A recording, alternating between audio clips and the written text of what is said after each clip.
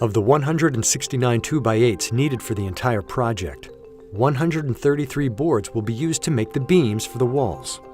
2x8s will be cross-cut and/or rip-cut to size. The top and bottom beams have one flat surface that rests on the slab or supports the ceiling. Shorter beams are used in the wall that has the entrance to the safe room, and the log cabin corners require that wall beams be shorter than the full 8-foot exterior dimensions of the room.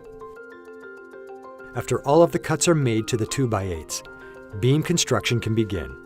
To make each beam, 2 beads of liquid nails construction adhesive are applied between the 2x8s for added structural strength.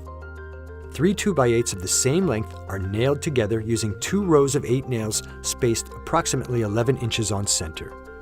Once all the beams are constructed, there are 37 beams that are 7 feet 7.5 inches long, 11 beams that are 28.5 inches long, and 11 beams that are 24 inches long.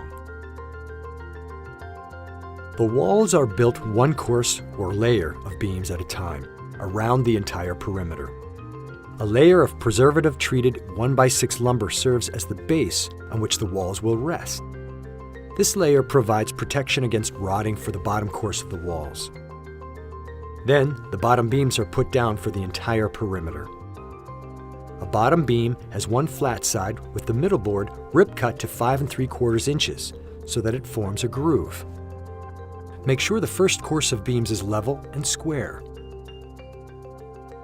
Beams at each of the 4 corners of the first course are joined with 2 8-inch long wood screws with a 1/4 inch diameter. The log cabin design of the safe room requires that the beams are staggered, so the upper course overlaps the lower course at each corner. Therefore, before the next course of beams is installed, a 4.5-inch piece of the tongue is cut off one end of each beam to allow for the correct fit. This applies only to one beam at each corner, the one that overlaps the lower beam below. Here you can see adhesive is applied to the top surface of the 24-inch beam in the first course. Then the 28.5-inch beam is fitted on top of it.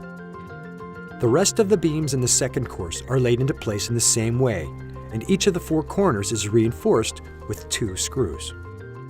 Each of the 10 remaining courses for the room's walls are installed in the same way.